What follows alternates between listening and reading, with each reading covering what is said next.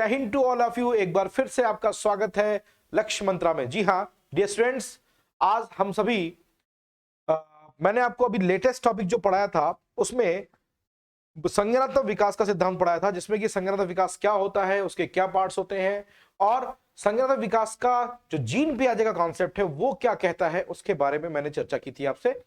मुझे लगता है कि संज्ञानात्मक विकास की 4 अवस्थाओं में एक अवस्था मैं बता चुका हूं। आप सभी व्यूअर से ये रिक्वेस्ट है कि पहले संज्ञानात्मक पार्ट फर्स्ट देखिए, फिर संज्ञानात्मक पार्ट 2 देखिएगा, तो आपको वीडियो बहुत अच्छे से समझ में आएगा। और अभी रिसेंटली सीटेट के पेपर हो रहे हैं, मेरे बहुत सारे व्यूअर्स ने मुझे बताया कि सब पेपर में झकास क्वेश्चन आए थे, एकदम पढ़ाए हुए क्वेश्चन आए थे। आप सभी व्यूअर्स को बहुत बहुत धन्यवाद। ये आपका स्नेह है जो हमें आपसे जोड़ा रहता है और इसी वजह से हम डबल एनर्जी के साथ आपके साथ काम करते हैं और हमारा एक ही उद्देश्य है कि आप सफल हो। चलिए शुरू करते हैं आज का वीडियो, जिसमें कि दूसरी स्टेज के बारे में बात करेंगे हम। मैंने आपको बताया था कि जीन पियाजे का यह मानना था कि जो बालक होते हैं वो नन्हे सक्रिय वैज्ञानिक रूप में काम होते करते हैं।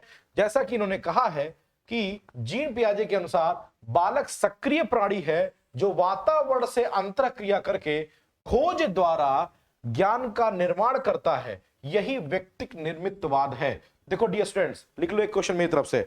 पेपर में पूछता है निर्मितवाद का संबंध, निर्मितवाद का संबंध किससे है? तो निर्मितवाद का संबंध संज्ञानात्मक विकास से है और संज्ञानात्मक विकास से सबसे ज्यादा जो फेमस डायलॉग यूज करते हैं या सबसे ज्यादा फेमस मनोवैज्ञानिक है वो कौन है? वो है आपके जीन पियाजे। जी हाँ, लेकिन अगर पेपर में आपसे पूछा जाए कि संज्ञानात्मक विकास का सिद्धांत या संज्ञानात्मक विकास का सिद्धांत सर्वप्रथम किसने दिया, तो निरसन ने दिया था। नाम नोट कर लीजिएगा, निरसन ने दिया था। निरसन नाम आता है। इन्होंने संज्ञानात्मक विकास का पिता कहा जाता है। इनको संज्ञानात्मक विकास का पिता किसको कहते हैं? निरसन को कहा जाता है। लेकिन संज्ञानात्मक विकास का एग्जैक्ट सिद्धांत किसने दिया, जो कि जीन पियाजे का सिद्धांत है, वो तो आप जानते ही हो। लेकिन अगर कह दिया संज्ञानात्मक विकास के प्रतिपादक कौन थे, संज्ञानात्मक विकास के जनक कौन थे, तो निरसन महोदय थे। ये ध्यान रखिएगा। फिलहाल निर्मितवाद एक नया शब्द आपको मिला है। निर्मितवाद का मतलब होता है निर्माण करना। कैसे निर्माण करना? खोज के द्वारा निर्माण करना। खोज का निर्माण क्यों करेगा? अंतःक्रिया से करेगा। और वह अंतःक्रिया कैसे करेगा? सक्रिय प्राणी और वातावरण की अंतःक्रिया। तो पेपर में आ जाए कि निम्नलिखित में से संज्ञानात्मक विकास का कारण क्या है, तो संज्ञानात्मक विकास का कारण है बालक के सक्रिय प्राणी होने का और साथ ही साथ उसका वातावरण के साथ अंतःक्रिया करने का। वातावरण और सक्रिय प्राणी की अंतःक्रिया होगी। और कैसी अंतःक्रिया होगी? खोज के द्वारा अंतःक्रिया होगी। तो बालक के अंदर किसका निर्माण होगा? ज्ञान का निर्माण होगा। और जब ज्ञान का निर्माण होगा तो इसी को व्यक्तिक निर्मितवाद कहते हैं। तो पेपर में आता है कि व्यक्तिक निर्मितवाद का संबंध किससे है, तो व्यक्तिक निर्मितवाद का संबंध किससे है? जीन पियाजे से है। आई होप क्लियर होगा। संज्ञानात्मक विकास से है, टॉपिक क्लियर होगा। चलते हैं अपनी दूसरी स्टेज की ओर। हमारी दूसरी स्टेज है कौन सी? सभी को पता है, पूर्व संक्रियात्मक अवस्था। पहली स्टेज में बता चुका हूं, जिसको कि इंद्रिय गामक अवस्था कहे थे। मैंने कहा कि उस वीडियो लेक्चर को देखने के लिए आप संज्ञानात्मक विकास पार्ट 2 देखिएगा। पार्ट 1 देख के आओ तो पार्ट 2 देखोगे तो समझ में आएगा। दूसरी स्टेज का नाम है पूर्व संक्रियात्मक अवस्था, जिसको कि जो आयु वर्ग होती है। पहला क्वेश्चन आपके लिए नहले पे दहला मिलेगा, 2 से 7 वर्ष। इसको बोलते हैं प्री ऑपरेशनल स्टेज। क्या बोलते हैं? प्री ऑपरेशनल, पूर्व संक्रियात्मक अवस्था। इसमें सबसे पहला क्या है? इसे अतार्किक चिंतन की अवस्था कहते हैं। ले लो नहले पे दहला वाला क्वेश्चन। अतार्किक चिंतन की अवस्था कहते हैं या इसी को जादुई चिंतन कहते हैं, जिसकी प्रमुख विशेषता निम्नलिखित होती है। तो जादुई चिंतन की अवस्था कहे, अतार्किक चिंतन की अवस्था कहे, क्योंकि बालक चिंतन करता है लेकिन उसमें कोई तर्क नहीं होता, कोई कल्पना नहीं होती, नॉर्मली चिंतन करता रहता है। इसलिए इसको जादुई चिंतन कहते हैं। अचानक उसके मन में कुछ आ जाता है और वो चिंतन स्वरूप में काम करने लगता है।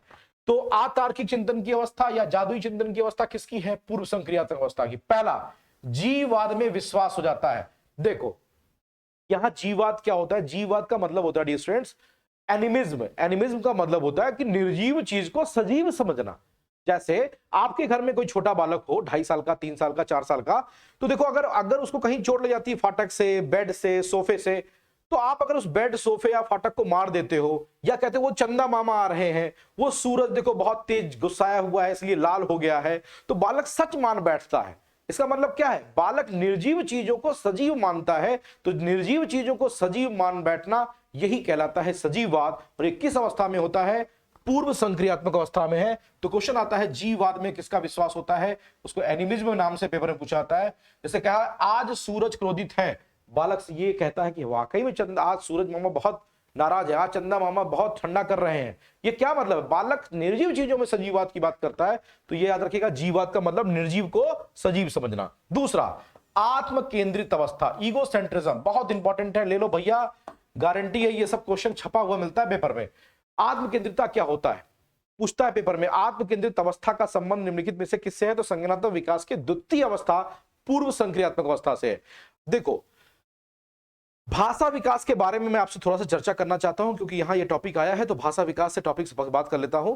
भाषा विकास के बारे में सभी लोग जानते हैं कि भाषा विकास का सिद्धांत जो सबसे ज्यादा प्रमुख है वो है नोमान चोम्स्की के द्वारा दिया गया है, नॉमन चोम्स्की के द्वारा दिया गया है। चोम्स्की साहब बहुत फेमस थे, उनका मानना था कि प्रकृति प्रदत्त भगवान ने मस्तिष्क में एक एलईडी फिट करके बैठा हुआ है। एलईडी का मतलब होता है language acquisition device, language acquisition device, जिसको हम भाषा अधिग्रहण यंत्र कहते हैं। ऐसा किसका मानना था? चोम्स्की का कहना था। लेकिन उसी को लेवाइगोस्की ने कहा कि शुरुआत में जब विचार और भाषा की बात होती है तो ये दोनों ही अलग अलग आते हैं, दोनों का कोई संबंध नहीं होता है। 2 वर्ष के बाद दोनों एक दूसरे पर आश्रित होते हैं। तो इससे क्वेश्चन क्या बनता है? यहां क्वेश्चन पूछा जाता है कि बालक आपस में कोई काम करते हुए बात कर रहा है, तो बालक लेवाइगोस्की के अनुसार क्या कर रहा है?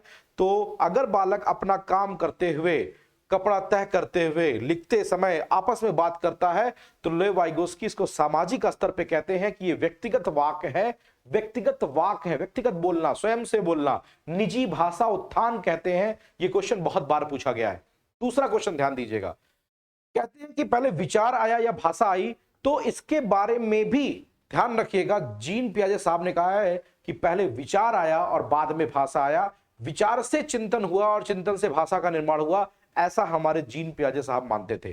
तो विचार और भाषा की बात करते हैं, तो यहां पे अगर कोई बड़का अपना तह कपड़ा तह करते समय आपस में स्वयं बात कर रहा है, तो जीन पियाजे साहब उसको निजी भाषा नहीं कहते हैं, उसको भाषा अधिग्रहण यंत्र नहीं कहते हैं, उसको क्या कहते हैं? कहते हैं कि बालक आत्म केंद्रित अवस्था में है, अहम केंद्रित अवस्था में। इसी को अहम केंद्रित अवस्था भी कहते हैं। क्या बोलते हैं? अहम केंद्रित अवस्था कहते हैं, केंद्रित अवस्था भी कहते हैं। चांद सूरज मेरे आदेश पर चलते हैं, सामने वाला वही सोचता है जो मैं सोचता हूं, ऐसा बालक अगर सोचता है तो कहा जाएगा कि वो आत्म केंद्रित है, अहम केंद्रित है। और लेवाइगोस्की के अनुसार वो निजी भाषा है, जबकि जीन पियाजे के अनुसार वो क्या है? अहम केंद्रितता की अवस्था है। क्लियर है? चल, स्वनिर्मित भाषा, टेलीग्राफिक भाषा। देखो, टेलीग्राफिक भाषा किसे कहते हैं? क्या टेलीग्राफिक भाषा का मतलब होता है डियर स्टूडेंट्स कि वाक्य बनाना। बालक छोटे छोटे शब्दों को जोड़कर वाक्य बनाना जब सीखता है, तो इसको ये 5 से 6 वर्षों में करता है। टेलीग्राफिक भाषा का निर्माण बालक जो होता है वो 5 से 6 वर्षों में करता है। छोटे 4 से 5 से 6 वर्षों में छोटे छोटे शब्दों को, या यूं कह लीजिए वही 4 बजे 4 साढ़े 3 4 साल का होता है, तो वो छोटी छोटी शब्दों को जोड़ करके वाक्य बनाना शुरू करता है। इसी को बोलते हैं टेलीग्राफिक भाषा कहलाता है। याद रखिएगा, जैसे कार हिट, मिल्क गोन अथवा चिड़ी उड़, जैसे 2-2 शब्दों वाली भाषा बोलना, ये टेलीग्राफिक भाषा कहलाती है। तो पेपर में आता है टेलीग्राफिक भाषा का संबंध निम्नलिखित में से किस अवस्था से? जीन पियाजे के, तो किससे है? वो है पूर्व संक्रियात्मक अवस्था से। अगला है स्वयं से बातें करना, कलेक्टिव मोनोलॉज या केंद्रीयकरण की प्रवृत्ति। बालक में स्वयं से बात की, मैंने बोला ना केंद्रीयकरण आ गया पेपर में, आत्म केंद्रित, स्वयं से बात करना। तो स्वयं से बात करना सेंट्रलाइज होने की बात करता है, कलेक्टिव मोनोलॉज की बात करता है। ये किसके आधार पे होता है? इसी को हम लोग आत्म केंद्रिता या अहम केंद्रिता कहते हैं। ठीक है, केंद्रीकरण की प्रवृत्ति ये पेपर में बहुत पूछा जाता है कि केंद्रीकरण की प्रवृत्ति बालक में किसमें होती है? स्वयं से बात करने की प्रवृत्ति किसमें होती है? तो वो किस अवस्था में होती है? प्री ऑपरेशनल में होती है। अगला क्वेश्चन, प्रतीकों एवं प्रतिमाओं, यहां प्रतिभाओं नहीं है भाई, प्रतिमाओं है, प्रतिमाओं के माध्यम से समझना, एक विमीय तर्क देना, ट्रांसडिक्टेड कंक्लूजन तथा सिंबॉलिक एक्सप्रेशन की प्रवृत्ति। देखिए, बालक प्रतीकों के द्वारा और प्रतिमाओं के द्वारा सीखता है। सिंबॉलिक एज कहते हैं, पेपर में आता है सिंबॉलिक एज किसे कहते हैं? प्रतिबिंब एज किसे कहते हैं? तो प्रतिबिंब एज कहे मतलब बालक की सीखने समझने की जो क्षमता होती है वो प्रतीकों के द्वारा होती है, साइंस के द्वारा होती है, साइन के द्वारा होती है और सिंबल्स के माध्यम से होती है। किस अवस्था में? पूर्व संक्रियात्मक में होती है। और इसीलिए इसको एक विमीय मतलब 1 डायमेंशनल ट्रांसडिक्टेड कंक्लूजन कहते हैं या सिंबॉलिक एक्सप्रेशन कहते हैं। तो देखो इतने टॉपिक से बहुत सारे क्वेश्चन मिले मेरी तरफ से पेपर में। जीववाद, आत्मकेंद्रिता, टेलीग्राफिक भाषा, प्रतीकों और प्रतिमाओं के द्वारा, और दूसरा अतार्किक चिंतन जिसको कि जादुई चिंतन कहते हैं, इससे क्वेश्चन बहुत ज्यादा पूछा जाता है। चलिए अगले पॉइंट पे चलते हैं। अगला पॉइंट क्या है? अगला पॉइंट कहता है कि खेल एवं अनुकरण द्वारा सीखना, यह भी किस अवस्था में होता है? यह भी इसी पूर्व संक्रियात्मक अवस्था में होता है। यह क्वेश्चन बहुत इंपॉर्टेंट है कि खेल एवं अनुकरण द्वारा सीखना जीन पियाजे के किस अवस्था में है? तो किसमें है? पेंसिल का रॉकेट बनाना हम लोग बहुत सीखे थे, अथवा लकड़ी के गुटके को मेढक बताना, मेक बिलीव प्ले, भूमिका निर्वाह, ये सब बालक रोल प्ले, ये सब बालक किस अवस्था में करता है? पूर्व संक्रियात्मक अवस्था में करता है। तो बहुत ही इंपॉर्टेंट है, आपसे एग्जाम में जो क्वेश्चन पुटअप करेगा वो क्वेश्चन ये पुटअप करेगा, क्या? खेल एवं अनुकरण द्वारा सीखना।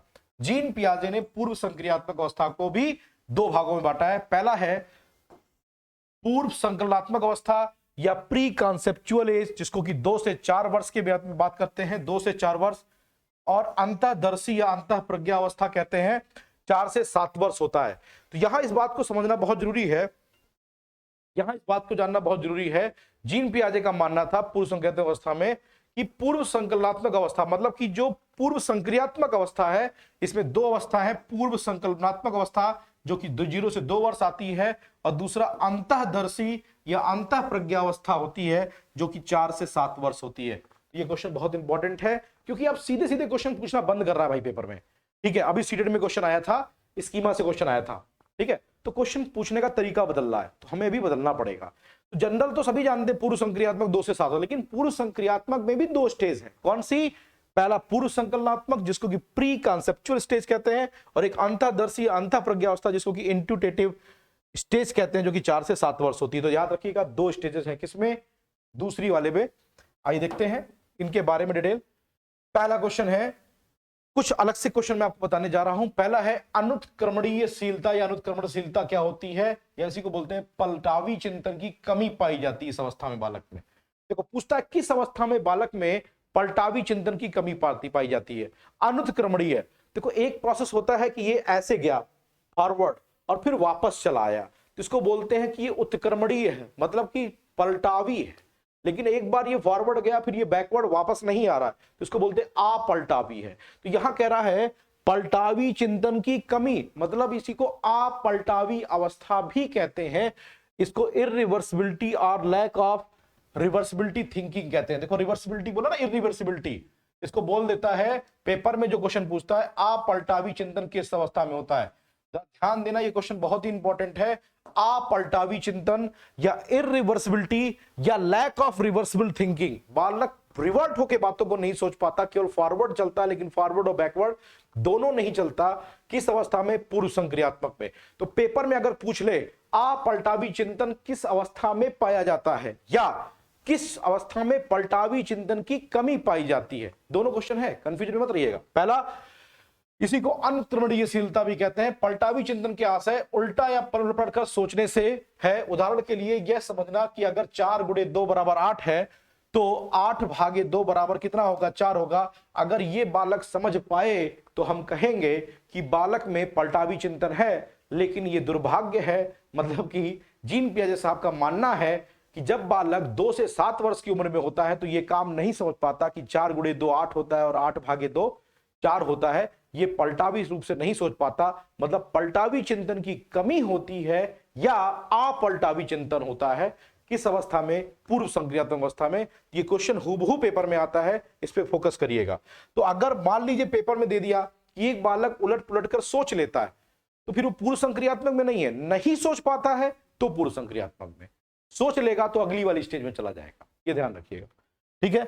तो अवस्था के बालकों के चिंतन क्या होते हैं? अपलटावी होते हैं, इरिवर्सिबल होते हैं। ये ध्यान रखिएगा, रिवर्ट नहीं हो सकते, ये ध्यान रखिएगा। जैसे A to Z पढ़ लेगा लेकिन Z to A नहीं पढ़ पाएगा, ये बालक में कमी आएगी। A to Z तो पढ़ लेगा लेकिन Z to A नहीं पढ़ पाएगा बालक, यही है अपलटावी चिंतन। क्लियर है? चलो अगले पॉइंट पे चलते हैं। अगला पॉइंट आपके सामने रहा ये, क्या? बालक में ये दूसरी कमी बताने जा रहा हूं। अभी हम लोग पूर्व संक्रियात्मक अवस्था में ही है, एक अपलटावी चिंतन हो गया, दूसरा है संरक्षण की कमी, इसको बोलते हैं लैक ऑफ कंजर्वेशन। बालक में लैक ऑफ कंजर्वेशन पाया था। ये क्वेश्चन बहुत इंपॉर्टेंट है, ध्यान दीजिएगा जरा सा। संरक्षण से आशय यह है कि जब तक किसी वस्तु की संख्या, ध्यान रखना, संख्या, भार या आयतन में कुछ जोड़ा अथवा घटाया ना जाए तब तक उसकी संख्या, भार या आयतन संरक्षित रहता है, भले ही उसके रूपों में कितना भी परिवर्तन हो जाए। पूर्व संक्रियात्मक अवस्था के बालकों में संरक्षण की कमी होती है। देखिए पियाजे ने इस पे प्रयोग किया। देखिए जैसे मैं एक एग्जांपल देता हूं, 2 गिलास ले लो, एक छोटा एक बड़ा, ठीक। 1 लीटर पानी है, 2 गिलासों में मैंने लिया हुआ है, एक छोटे गिलास में एक बड़े गिलास में। बालक से पूछूंगा जरा ये बताओ कि दोनों में गिलास में पानी किस में ज्यादा है, तो बालक बड़े वाले में बताएगा, छोटे वाले में नहीं बताएगा। इसका मतलब क्या है, बालक में संरक्षण की कमी।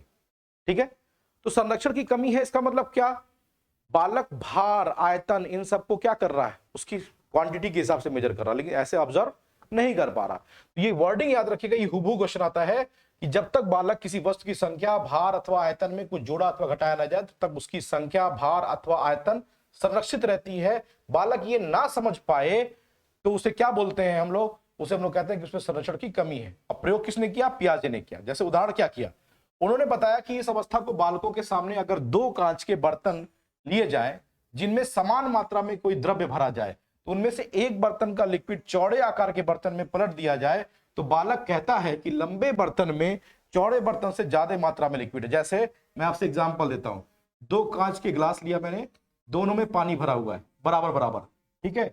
मैंने क्या किया, इसके पानी को एक ऐसे बॉटल में, एक प्लेट में डाल दिया पानी को और यहां भर दिया। अब मैंने उससे पूछा कि भैया ये बताओ कि इसमें पानी ज्यादा कि इसमें पानी ज्यादा, तो बालक कहता है भैया इसमें पानी ज्यादा है, जबकि दोनों में पानी की मात्रा क्या थी, बराबर थी। तो रूप में परिवर्तन कर दिए, बालक का संरक्षण गायब हो गया, बालक चीजों को कंजर्व नहीं कर पा रहा है। इसको बोलते हैं संरक्षण की कमी होना, बालक में संरक्षण की कमी पाई जाती है। ठीक है, इस क्लियर है पॉइंट, याद रहेगा, ये गिलास वाला क्वेश्चन बहुत पूछा जाता है। तो संरक्षण की कमी का मतलब बालक भार, आयतन अथवा, देखिए यहां लिखा हुआ है ना, संख्या, भार अथवा आयतन में कुछ जोड़ा अथवा घटाया नहीं जा रहा है, लेकिन रूप बदल देने पे वो कंफ्यूज हो जा रहा है, तो ये वह संरक्षण की कमी है बालक में। दूसरा है, बालक में जो कमी पाई जाती है, विकेंद्रीयता की कमी पाई जाती है, लैक ऑफ डिसेंट्रलाइजेशन। डिसेंट्रलाइजेशन का मतलब, जरा देखो, विकेंद्रीयता से आशय है कि एक ही वस्तु की अलग अलग विशेषताओं को बारे में ध्यान में रखकर उस पर विचार करना, परंतु इस अवस्था में बालकों में केंद्रीयता पाई जाती, मैंने बताया केंद्रीयता पाई जाती है, जिसके कारण वे एक बार में किसी भी वस्तु का सिर्फ एक मुख्य विशेषता को ध्यान में रखते हैं। जैसे मैंने बालक से कहा, बाबू ये बताओ, एक पंखा है, ये विद्युत ऊर्जा को मैकेनिकल एनर्जी में, मतलब यांत्रिक ऊर्जा में बदलता है। एक पंखा जो है वो हवा देता है, एक पंखा जो है इसमें 3 पत्ती होती है।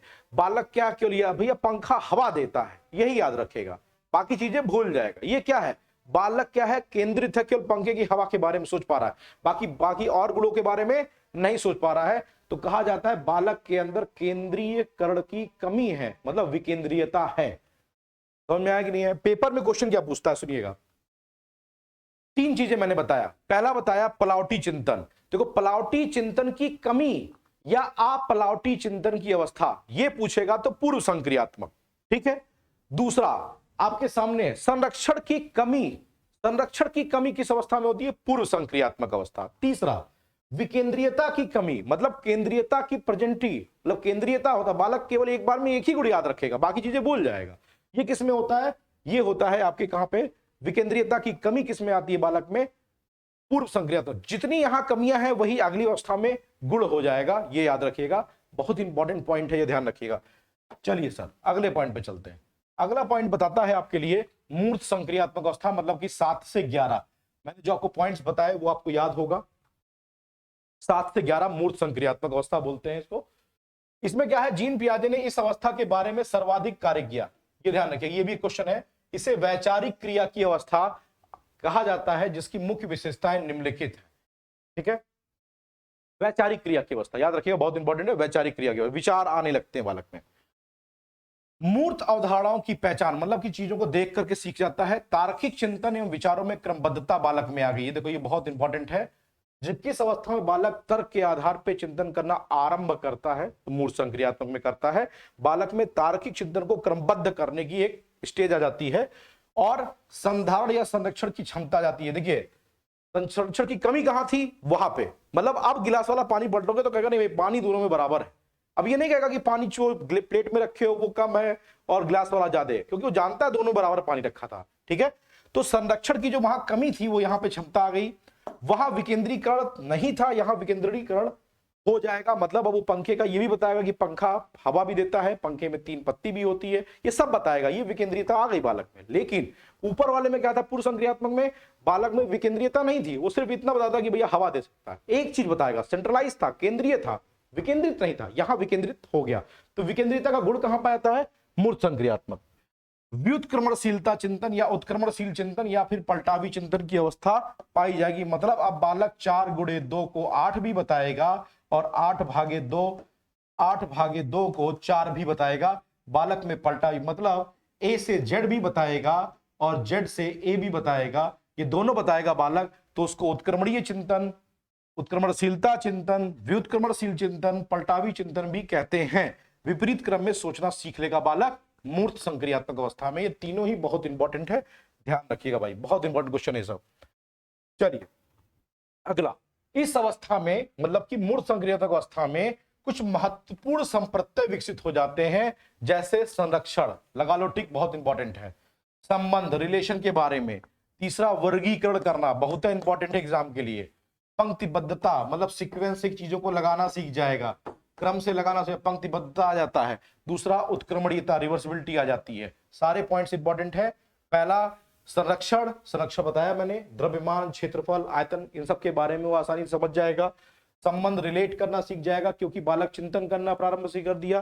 पंक्तिबद्धता, वर्गीकरण और उत्क्रमणीयता, ये सारी चीजें सीख जाएगा। जैसे क्वेश्चन कह दिया कि एक बालक को लाल, पीली, हरी, नीली गिबाले दी गई हैं, गेंदें दी गई हैं, और बालक से कहा जाता है कि इनको एक आकार की बालों को अलग करो, तो सारे कलर और उसके आधार पे उसको अलग अलग कर ले रहा है, तो वर्गीकरण करने का गुण आ गया उसके अंदर। वो किसमें है, मूर्त संक्रियात्मक अवस्था। अगले पॉइंट पे चलते हैं। अगला है औपचारिक संक्रियात्मक अवस्था। औपचारिक संक्रियात्मक अवस्था क्या है, औपचारिक संक्रियात्मक अवस्था को हम लोग सबसे लास्ट स्टेज कहते हैं, ये ध्यान रखिएगा। औपचारिक संक्रियात्मक अवस्था ये किस अवस्था से होती है, 11 से 15 वर्ष तक होती है। इसीलिए यहां पहला क्वेश्चन आता है अमूर्त चिंतन की अवस्था, लगा लो टिक, बहुत इंपॉर्टेंट है। आगमनात्मक चिंतन, आगमन और निगमन दो शब्द आते हैं बाबू, दोनों को समझना जरूरी है। आगमन और निगमन, आगमन का, निगमन का मतलब होता है, निगमन का मतलब होता है नियम से उदाहरण, और आगमन का मतलब होता है उदाहरण से नियम। बालक उदाहरण से नियम निकालना बनाना सीख जाता है, और ये तभी हो पाएगा जब वो तर्क करना सीख पाए, जब वो चीजों को समझना सीख पाए। तो आगमनात्मक चिंतन किस अवस्था में होता है, औपचारिक, ये बहुत इंपॉर्टेंट क्वेश्चन है। विशिष्ट से सामान्य की बात करता है, ये ध्यान रखना, क्योंकि हर उदाहरण अपने आप में क्या होता है, विशिष्ट होता है। दो चीजें हैं, दोनों को ध्यान रखिएगा। आगमन को, आगमन विधि जो होती है, आगमन विधि में हम लोग उसको कहते हैं क्या, उसको कहते हैं उदाहरण से नियम की ओर। और साथ ही साथ क्योंकि हर उदाहरण विशिष्ट होता है, इसीलिए इसको विशिष्ट से सामान्य कहते हैं। जबकि जब क्वेश्चन पूछता निगमन विधि क्या है, तो निगमन विधि में याद रखना, निगमन विधि को कहते हैं नियम से उदाहरण की ओर। और यहां पे ये ठीक उल्टा हो जाएगा, जहां पे आपने कहा नियम से उदाहरण, तो ये सामान्य से विशिष्ट यहां पे हो जाएगा। फिलहाल इस चिंतन में, औपचारिक संक्रियात्मकता में बालक में आगमनात्मक चिंतन होता है, मतलब कि उदाहरण से नियम की तरफ जाता है, मतलब कि विशिष्ट से सामान्य की बात। दूसरा अभिसारी चिंतन, अभिसारी का मतलब होता है एक समस्या का एक ही समाधान अथवा एक ही उत्तर होता है। साथ ही साथ अपसारी चिंतन बहुत से समाधान अथवा बहुविध चिंतन भी कहलाता है। तो गिलफोर्ड साहब का नाम याद होगा, बहुत फेमस मनोवैज्ञानिक थे बुद्धि के क्षेत्र में, ठीक है। तो गिलफोर्ड साहब ने अभिसारी और अपचारी चिंतन की बात की है। जब व्यक्ति दिए गए आंकड़ों को एज इट इज रट्टा मार करके जवाब देता है, तो हम लोग कहते हैं अभी मतलब केंद्रित चिंतन है। लेकिन जब बालक आउट ऑफ द बॉक्स चिंतन करता है, मतलब दिए गए आंकड़ों के अलग भी अपने भी कुछ बुद्धि लगाता है, तो उसको कहते हैं अपसारी चिंतन, या इसी को हम लोग कह देते हैं क्या, इसी को बोलते हैं आउट ऑफ द बॉक्स चिंतन। सृजनात्मकता के लिए ध्यान रखिएगा, सृजनात्मकता के लिए सबसे इंपॉर्टेंट चिंतन अपसारी चिंतन होता है। लगाओ नैले पे दैला, बहुत इंपॉर्टेंट क्वेश्चन है। सृजनात्मक चिंतन, अपसारी चिंतन, याद रखना। परिकल्पनात्मक चिंतन, उपकल्पनात्मक निर्माण, समस्या समाधान, समस्या समाधान करना बालक किस अवस्था में सीखता है, परिकल्पना मतलब कल्पना से परे बालक किस अवस्था में सोच पाता है? औपचारिक संक्रियात्मक अवस्था में। अंतर साध्यपरक तर्क मतलब कि बालक चीजों को तर्क के आधार पे समझाता है, ऐसे नहीं बस रट्टा मार लिया और रट लिया और जवाब दे दिया, समझ करके दूसरों से रिलेट करके तब समझता है और तब तर्क करता है, तो इसको अंतर साध्यपरक कहते हैं। विचारशील चिंतन अवस्था बालक में आती है। वैचारिक अवस्था पूछेगा तो याद करो मैंने बताया मूर्त वाला, जबकि विचारशील चिंतन पूछेगा तो यहां आएगा। इस अवस्था में थर्ड आई एक्सपेरिमेंट में वह पेंडुलम का प्रयोग किया गया। ये क्वेश्चन बहुत इंपॉर्टेंट है, कहीं मिलेगा बोलेगा नहीं, नोट कर लो भैया। पेंडुलम एक्सपेरिमेंट करके इन्होंने पता किया कि बालक में चिंतन कैसा होता है, तो पेंडुलम एक्सपेरिमेंट यहां था। याद करिए मैंने blanket and study model, ball study model दिया था, वैसे यहां पे ये क्वेश्चन है। चलो, तो ये आपके जीन पियाजे पे आधारित सारा सिद्धांत खत्म हो गया। जीन पियाजे का जो आपका संज्ञानात्मक विकास का सिद्धांत था, हम लोग अब लेव वाइगोस्की और लॉरेंस कोलबर्ग, जो कि हर साल क्वेश्चन पूछे ही जाते हैं और अभी सीटेट के पेपर में क्वेश्चन जो आ रहे हैं वो क्या है, मनोवैज्ञानिक इरेक्शन के बारे में आ रहे हैं, इन सब पे चर्चा करने वाले हैं। बने रहिए आप मेरे साथ, हर वीडियो में एक धमाकेदार टॉपिक मिलेगा आपको और to the point concise topic मिलेगा। आप नोट्स के लिए मैंने पहले भी बोला था और फिर बोल रहा हूं, पर्सनल नंबर पे संपर्क करें। आप ग्रुप में जोड़ करके आप वहां पे संस्था का नंबर दे रखा है, वहां जाएं और मेरे द्वारा दिया गया सहयोग पूर्णतः निःशुल्क है। मैं संस्था को सहयोग कर रहा हूं और उसका उद्देश्य सिर्फ एक है, आपकी सफलता, और आपकी सफलता ही मेरा उद्देश्य है। मैं अपना कीमती समय आपके लिए निकाल करके, आपकी मेहनत, आपकी सफलता ही हम लोगों का पूरा उद्देश्य बना हुआ है। और इसके लिए सिर्फ आपको दो चीजों का ध्यान रखना है कि जो भी नोट्स आपको प्रोवाइड किए जा रहे हैं, जो भी टॉपिक पढ़ाए जा रहे हैं, अगर आपको कोई डाउट आता है तो आपके पास सबसे इजी वे में हमारे ऐप में मोबाइल नंबर दिया हुआ है, उस नंबर पर संपर्क करके आप मुझसे पर्सनली क्वेश्चन पुटअप कर सकते हैं। ये कोई कोचिंग वाला आपको नहीं दिला पाएगा जो हम लोगों ने अवेलेबिलिटी दी है। तो आप अपनी समस्या का समाधान करें, ज्यादा से ज्यादा क्वेश्चन हमसे पूछें, मुझे आपके क्वेश्चन का इंतजार रहेगा। अगला वीडियो मनोवैज्ञानिक इरेक्शन और लेव वाइगोस्की के आधार पे तथा लॉरेंस कोलबर्ग के आधार पे होगा। तब तक के लिए धन्यवाद।